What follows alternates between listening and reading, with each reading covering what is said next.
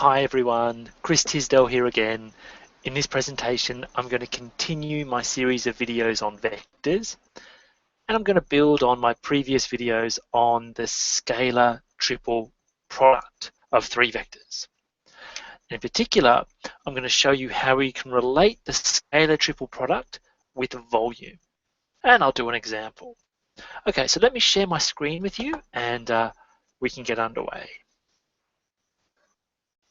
Okay, so the question that this video is designed to answer is the following.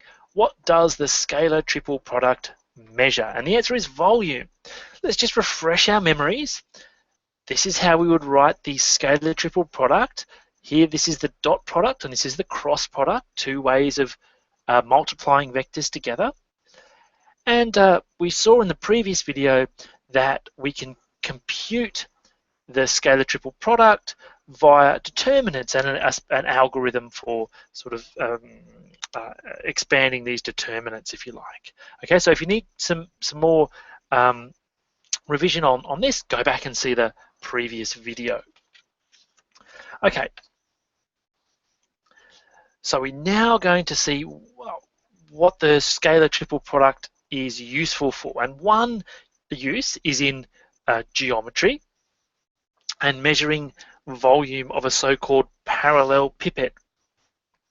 Okay, so consider the parallel pipette comprised of vectors A, B, and C. So in this picture, the vector B would be here, the vector C would be, say, here. So those are the sort of base vectors, and this red vector would be your vector A. Okay, the volume of the parallel pipette is given by this. Now, I know it's a bit strange, but I use these kind of single parallel vertical lines to denote both the length of a vector and also the absolute value. So here we're talking about the absolute value of this scalar triple product, because when you compute a scalar triple product, you get a number, and then these sort of parallel lines means you take the absolute value of that number.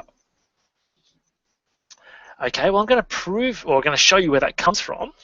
Okay, so first of all, in this picture, if I cross B with C, this black vector is parallel to both the C vector and the B vector. In other words, it's perpendicular to both the B vector and the C vector. So this black vector is both normal or perpendicular to the base, if you like. Okay, so this black vector is the vector B cross C, and we talked about the cross product in previous videos. Okay, so what do we need to get the volume for this so-called parallel pipette? Well, we'd like to get the area of the base, and we'd like the perpendicular height. Okay, now in previous videos we discovered, and I proved it, that the area of this base is just the length of B cross C. How do we get this perpendicular height? Well, we know what this black vector is, we know what this red vector is. This length here is just the absolute value of the scalar projection of this vector on this black vector. Again, I've got previous videos on that. So we can actually calculate the perpendicular height just by looking at the absolute value of the scalar projection of this vector on this vector, and I can get the base just by looking at the length or magnitude of B cross C. So that's enough to actually get the volume. Okay, so let me just show you what I mean. The volume is the area of the base times the perpendicular height. We all know that. The area of the base is just the length or the magnitude of the cross product of the two vectors down here. And what is this length here? It's the absolute value of the scalar projection of A on B cross C. Okay, so I've been writing that like this, okay, with this S. So the S is for scalar here. So this is the length of this vector, and this is just the absolute value of the scalar projection. Now let's just write this out in a little bit more detail. Okay, the scalar projection of a vector A on the vector B cross C is just, or the absolute value of it is just the following. It's A dotted with this vector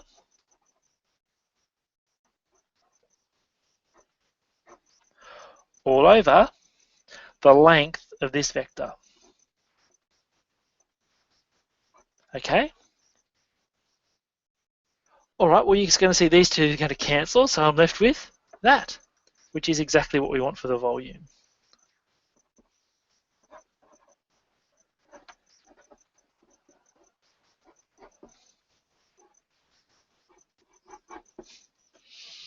Okay? Now, if you're a little bit rusty on scalar projection, then you might want to go back and have a look at the video that I did on scalar projection. Okay? So yeah, that's kind of neat. I really like it. It sort of shows you the geometry of how scalar projections and cross products and whatnot come into calculating volume. Okay, so let's do an example. We know that where this comes from, and let me just say that this is absolute value of the scalar triple product. I know it's confusing, but that's the way I've done it. I mean, from the context, it should be clear whether you're taking whether the thing in here is a vector or a scalar. So that's definitely a vector, so we know that's the magnitude. That's definitely a scalar, so we know that's just absolute value. Okay, let's do an example. Consider the volume of the parallel pip head with sides associated with the following vectors. Okay, so the volume is just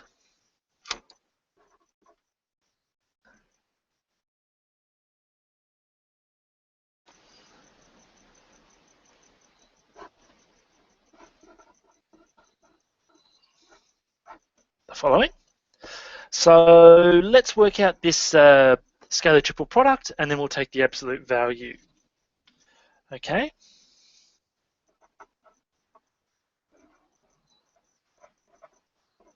Now we know that we can write this, say, as a 3 by 3 determinant. So we take the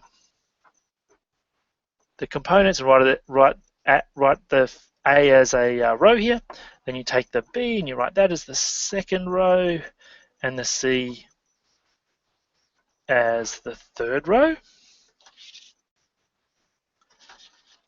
And so let's expand that. So you just do a little bit of cover up now. You start in this top left-hand corner, cover up the row and the column.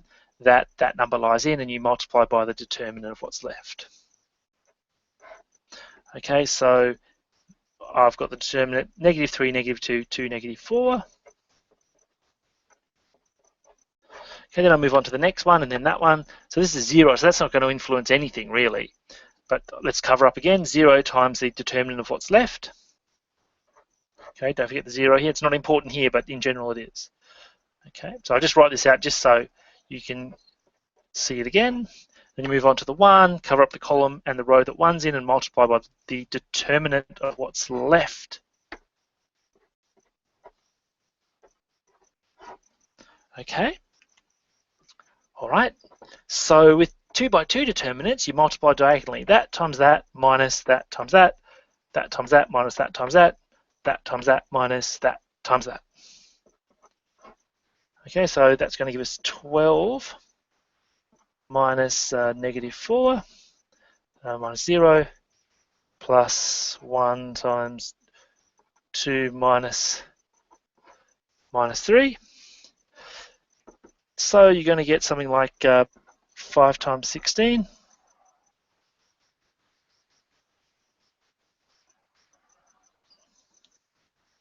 sorry, that should be 1 times 2 minus negative 3 times 3, so that will be 9 there.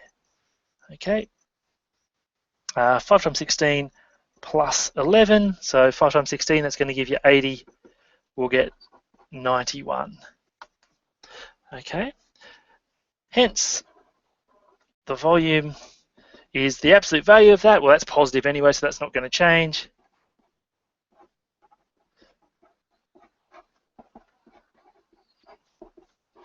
(91 cubic units).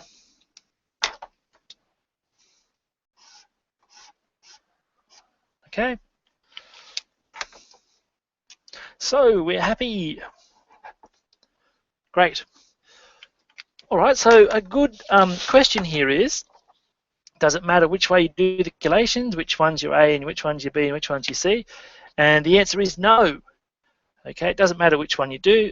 In some cases, you might have a negative sign there if you switch these around. Then the absolute value, of course, comes into play. Okay, so that's a little bit on the scalar triple product and calculating volumes. In forthcoming videos, I'm going to talk about distance between a point and a plane, and also the point normal form of the equation of a plane. And that will be the last few videos on this course in vectors. So I hope you can tune in and join me then. I look forward to your company. If you have any questions or comments, put them in the comments section. Thanks again for watching. Bye.